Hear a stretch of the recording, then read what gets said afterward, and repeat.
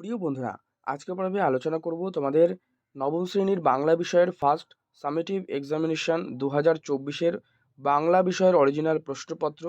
তোমাদের নবম শ্রেণীতে 40 নম্বরের যে পরীক্ষা হয় তারই কিন্তু প্রশ্নপত্র নিয়ে আজকে এই পর্বে আলোচনা করব। এখানে তোমাদের 40 নম্বরের জন্য 1 ঘন্টা 30 মিনিটের সময় দেওয়া হয়। প্রথমেই তোমাদের 10টা যে এমসিকিউ প্রশ্ন রয়েছে সেগুলি নিয়ে আলোচনা করব। আর আজকের এই পর্বটি কিন্তু খুবই গুরুত্বপূর্ণ। প্রশ্নগুলো তোমরা ভালো করে প্র্যাকটিস করো।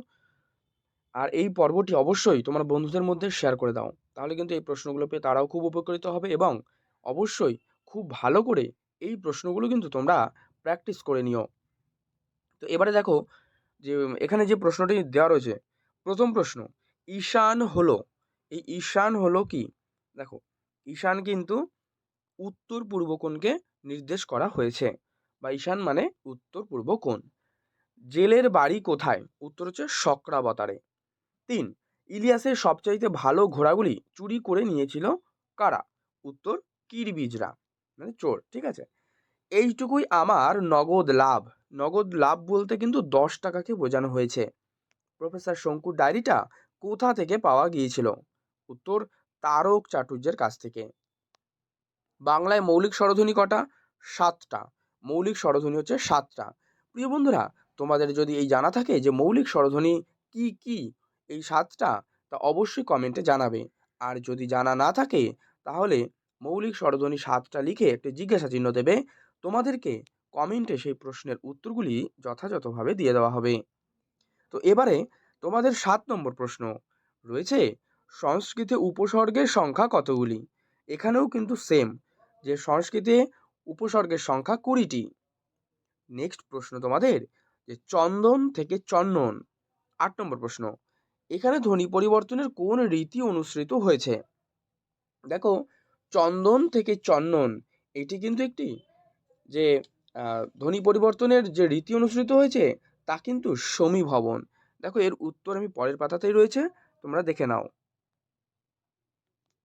দেখো, এখানেই রয়েছে এই যে গ, সমীভবন কিন্তু সঠিক উত্তর। এরপরে 9 নম্বর প্রশ্ন রয়েছে, উত যোগ চারণ, উচ্চারণ কোন সন্ধির উদাহরণ? এটা কিন্তু ব্যঞ্জন সন্ধির উদাহরণ। শ্লোক, এখান থেকে এসেছে কি শ্লোক? দেখো, ভেঙে ভেঙে এসেছে, তাহলে এক্ষেত্রে কি ঘটেছে? এক্ষেত্রে কিন্তু স্বরাগম, স্বরের আগম ঘটেছে, তাই এটি হবে স্বরাগম। এরপরে তোমাদের দুদাগে প্রশ্নগুলো রয়েছে। দেখো, এখানেও 1 মার্কসের প্রশ্ন 10টা রয়েছে, কিন্তু প্রত্যেকটা প্রশ্নের উত্তর আমি যথাযথভাবে বলে দেবো। তার আগেই প্রিয় বন্ধুরা, আজকের পর্ব যদি ভালো লেগে থাকে অবশ্যই লাইক করে দিও, শেয়ার করে দিও বন্ধুদের মধ্যে, তারাও খুব উপকৃত হবে। আর চ্যানেলে যদি নতুন হয়ে থাকো অবশ্যই চ্যানেলটি কিন্তু সাবস্ক্রাইব করে পাশের বেল বাটনটি অল করে রেখো। এবং তোমাদের যদি কোনো বিষয় সংক্রান্ত প্রশ্ন থাকে তা অবশ্যই সমাধানের জন্য কিন্তু কমেন্ট বক্সে কমেন্ট করে জানাবে। তো এবারে দেখো, তোমাদের দুদাগে যে প্রশ্নগুলো রয়েছে তার নির্ভুল এবং সঠিক উত্তরগুলো। 1 নম্বর প্রশ্ন, শকুন্তলাকে পতিগৃহে পাঠানোর আয়োজন কে করেন? উত্তর দুর্বাসা, অর্থাৎ ঋষি দুর্বাসা। 2 নম্বর প্রশ্ন, ইলিয়াস গল্পটি বাংলায় কে তর্জমা করেছেন? উত্তর মনীন্দ্র দত্ত। ইনি কিন্তু ইলিয়াস গল্পটি বাংলায় তর্জমা করেছেন। তো তোমাদের পরীক্ষায় প্রশ্ন এটা এমসিকিউ পার্টেও আসে, কখনো এই দুটো উত্তরকে পদবিটা চেঞ্জ করে দেয়, যে মনীন্দ্র দত্ত বা মনীন্দ্র গুপ্ত। দেখো, দুটোই কিন্তু একই, প্রায় সেমই রয়েছে। তো অনেকে মনীন্দ্র গুপ্ত এইভাবে কিন্তু ভুল করে দেয়। তো তোমরা খুব সাবধানে এই প্রশ্নের উত্তরটি করবে। উত্তর, ইলিয়াস গল্পটি বাংলায় তর্জমা করেছেন মনীন্দ্র দত্ত। 3, নোঙর কবিতাটি কোন কাব্যগ্রন্থের অন্তর্গত? উত্তর লিখবে সাদা মেঘ কালো পাহাড়, তালব্য সহায়কার দয়াকার, সাদা মেঘ কালো পাহাড়। বোমযাত্রীর ডায়েরিতে উল্লেখিত বিড়াল ও কুকুরের নাম। দেখো, বোমযাত্রীর ডায়েরিতে উল্লেখ, মানে যে বিড়ালটির উল্লেখ রয়েছে তার নাম নিউটন, এবং যে কুকুরটি রয়েছে তার নাম কিন্তু দেওয়া রয়েছে ভুলো। ক্লিয়ার? এরপরে মুকুন্দ চক্রবর্তীর উপাধি কি? মুকুন্দ চক্রবর্তীর উপাধি কবি কঙ্কন। তাহলে এই মুকুন্দ চক্রবর্তীকে কিন্তু কবি কঙ্কনও বলা হয়। এরপরে ব্যাকরণ অংশ থেকে যে স্বরভক্তি কাকে বলে উদাহরণ দাও। ভালো করে বুঝে নাও, খুবই সহজে। প্রথমেই বলি, স্বরভক্তির কিন্তু অনেকগুলো নাম, যেমন বিপ্রকর্ষ, আবার মধ্য স্বরাগমও বলা হয়। তাহলে স্বরভক্তি কাকে বলে? দেখো, যে শব্দ মধ্যস্থ যুক্ত ব্যঞ্জনের মাঝখানে একটি স্বরধ্বনির আগমন ঘটে। আবার বলছি, শব্দ মধ্যস্থ যুক্ত ব্যঞ্জনের মাঝখানে একটি স্বরধ্বনির আগমন ঘটলে যুক্ত ব্যঞ্জন ভেঙে যায়। ক্লিয়ার? তো এই যে ঘটনা, এই ঘটনাটাকেই কিন্তু স্বরভক্তি বা বিপ্রকর্ষ বা মধ্য স্বরাগম বলা হয়। আচ্ছা, তাহলে উদাহরণ কি হবে বা কি করে বুঝবে? উদাহরণ লিখবে, স্বপ্ন, সেখান থেকে হয়ে যাবে স্বপন। রত্ন, এখান থেকে হয়ে যাবে রতন। ক্লিয়ার? নেক্সট, উপসর্গ অনুসর্গের পার্থক্য। আমি একটা খুবই সহজ বলে দিচ্ছি, তোমরা ইজিভাবে লিখে নেবে যে উপসর্গের নিজস্ব কোনো অর্থ নেই আর অনুসর্গের নিজস্ব অর্থ আছে। ব্যাস, যেহেতু 1 মার্কসের প্রশ্ন, তাহলে এরকমভাবে লিখলেই যথেষ্ট। 8, অঘোষধ্বনি কাকে বলে? উদাহরণ দাও। দেখো, অঘোষধ্বনি হচ্ছে কি? যে বর্ণগুলো বা বলতে পার যে ধ্বনিগুলো উচ্চারণের সময় স্বরতন্ত্রী অনুরণিত হয় না, তাকে বলে অঘোষধ্বনি। এবার এক্সাম্পল বলো কি হবে তাহলে? এটা এক্সাম্পল যদি বলতে হয় তাহলে লিখবে ক, খ, চ, ছ, মানে প্রতিটি বর্গের প্রথম এবং দ্বিতীয় বর্ণ হচ্ছে অঘোষ ধ্বনি। ক্লিয়ার? এরপরে দেখো 9 নম্বর, উর্দু সাহিত্যের মূল সুর কোন ভাষার সঙ্গে বাঁধা?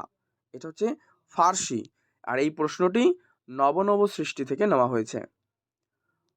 10 নম্বর প্রশ্ন, ধর্ম বদলালেও যেটি বদলায় না তা হলো জাতির চরিত্র। অর্থাৎ ধর্ম বদলালেও জাতির চরিত্র বদলায় না। ব্যাস, এরপরে তোমাদের 5 মার্কসের 5টা প্রশ্ন লিখতে হবে, 2 মার্কসের প্রশ্ন। এখানে দেখো, দেখতে পাচ্ছ তোমরা। তো এই প্রশ্নের উত্তরগুলো আর আমি বলছি না, যেহেতু একটু বড় আকারে। তো যদি প্রয়োজন হয় অবশ্যই এই প্রশ্নগুলো তোমরা কিন্তু কমেন্টে জানাবে এবং এই প্রশ্নগুলো তোমার বন্ধুদের মধ্যে শেয়ার করে দাও। এগুলো ভালো করে প্র্যাকটিস করো। তোমাদের এটি কিন্তু প্রশ্নপত্র রয়েছে। দেখে নাও পরবর্তী প্রশ্ন। পরবর্তী তোমাদের 4 দাগে রয়েছে ভাব সম্প্রসারণ করো। ঠিক আছে, 4 দাগে ভাব সম্প্রসারণ করো যে কোনো একটি। কিন্তু প্রশ্ন তোমাদের দুটো দেওয়া রয়েছে।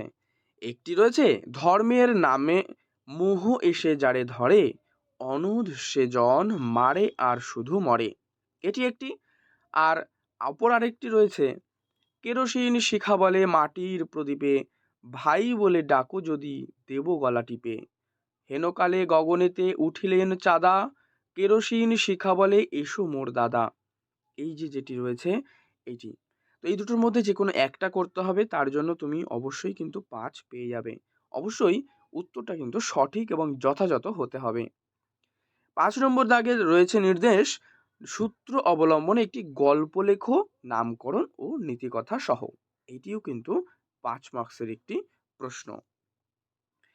তো রয়েছে স্কুলের ক্যান্টিন, সেখান থেকে রয়েছে সকলে মিলে টিফিন খাচ্ছি, একটি 10-12 বছরের ছেলে চা দিয়ে চলে গেল, মনটা বিষাদে ভরে গেল, কেন এরা সমস্ত সুযোগ থেকে বঞ্চিত, উত্তর নেই। মানে এই যে পয়েন্টগুলো দেওয়া রয়েছে, এইগুলো দিয়ে কিন্তু তোমাকে একটা গল্প লিখতে হবে এবং এর একটি নামকরণও করতে হবে এবং তার সাথে সাথে মোরাল অফ দ্য স্টোরি অর্থাৎ নীতি কথাটা কিন্তু তোমাদেরকে লিখতে হবে।